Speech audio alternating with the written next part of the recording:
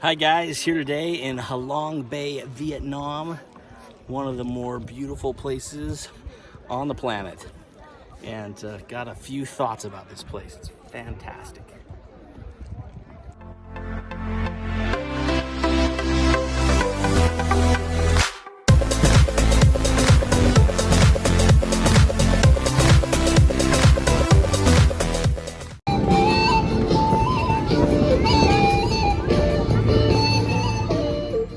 Two things to know before you go that may help you in the booking process.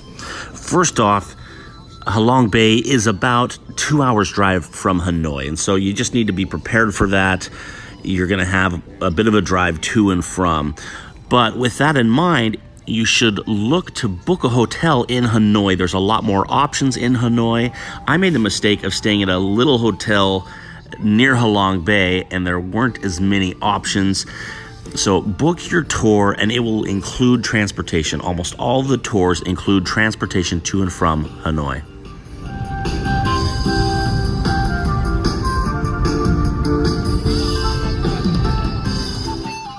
Another thing I learned is there is not a huge amount of money you're going to save if you go to Halong Bay and then book the day of.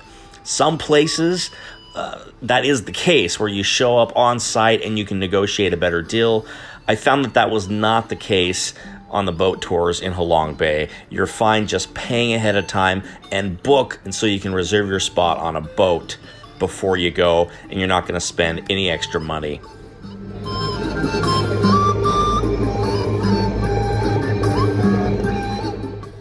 This place is pretty commercialized.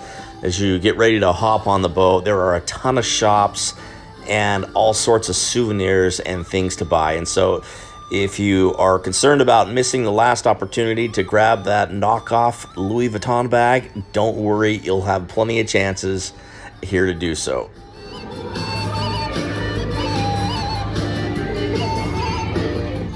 My boat tour started around 10 a.m.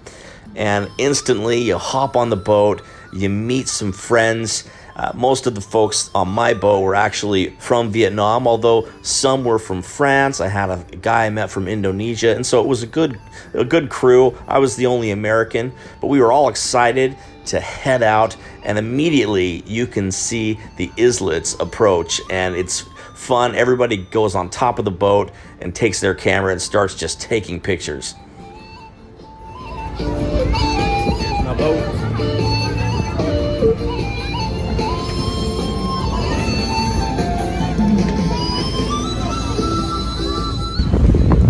This place is pretty cool. The views here are amazing. It's crowded. There's a ton of boats around, but the views you get are just one of a kind. I've never been to any place like this.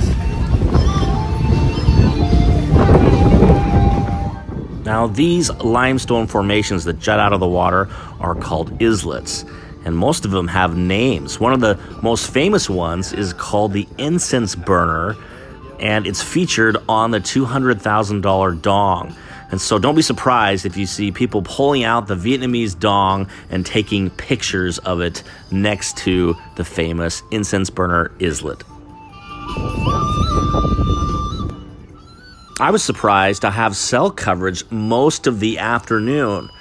I was looking to put away my phone, but turns out cell coverage, I actually called my family and friends while I was on the boat.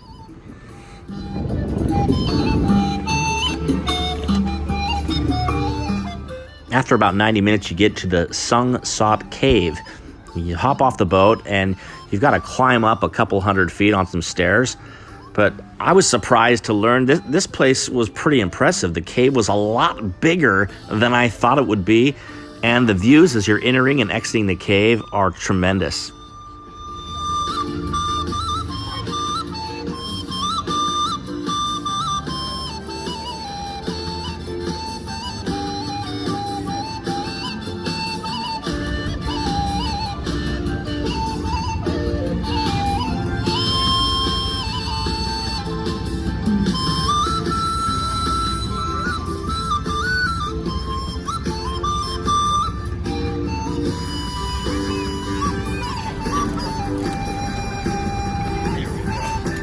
lunch is fantastic, but it is definitely a Vietnamese lunch. If you don't like seafood, or if you're just not into Asian cuisine, eat a big breakfast at the hotel because there's not a lot of Western food on your ship.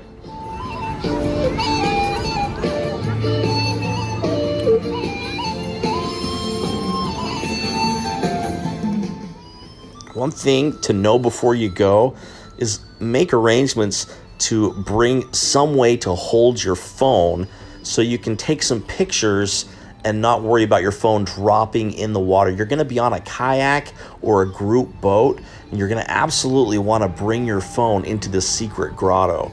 But either get a waterproof bag or do something to secure it, because you do not want to drop your phone out here. And you absolutely do want to take some pictures.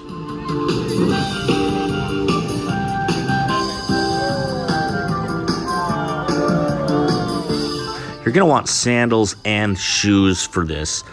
You want sandals because there's obviously in the kayak and other times where you just don't want to get wet.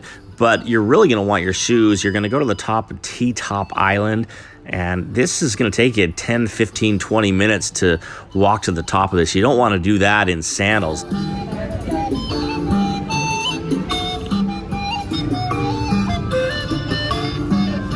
Many of the places you go from the cave to the top of T-Top Island are very, very crowded with people. This is Asia, and these are very popular tourist destinations for the Vietnamese, the Chinese, and other people from all around the world.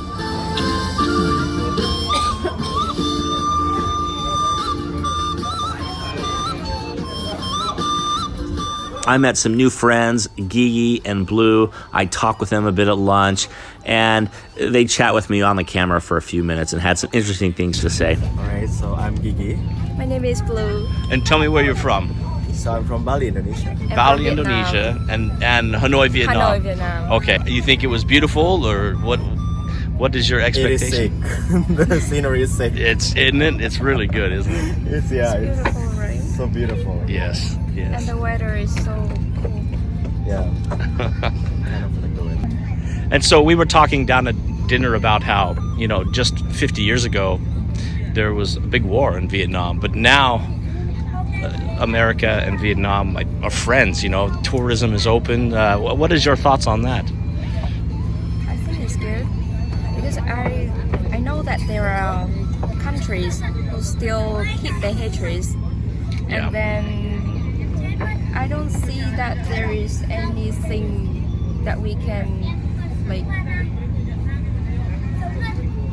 take advantage of that. Yeah, true. Maybe. And especially, I think that America is open-minded country. So yeah, the world is changed. So Vietnam is also open-minded. Yeah. So that's why the two nations can become friends. Now, if you're on a 5-hour boat tour, which most of them are the 5-hour tour, keep in mind that the boat is going to come back a different direction, a different route than it went to the cave and to T-Top Island. This is great because you get to see more of these islets and some different scenery. I like it better in the afternoon with the afternoon sun. But just remember, take the pictures early on because you're not going to pass by the incense burner or the Fighting Cock Islets again.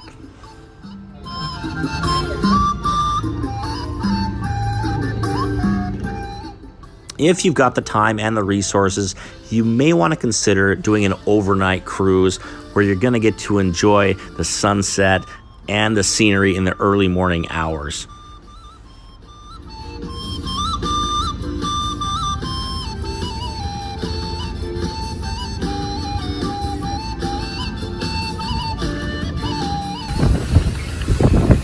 Hey guys, and so the one thing about the Halong Bay boat tour is it just ended too early. It was over by about 4:30 and I missed the sunset. I wish it had gone on an extra couple of hours, or maybe I just needed to take a later tour. But that's okay, I had a brilliant plan. I was gonna come back here to my hotel. You see behind me they have this infinity pool. And so, well, there's a reason nobody is in this infinity pool. It is freezing cold. And so I decided, well, I'll just enjoy it here on the balcony.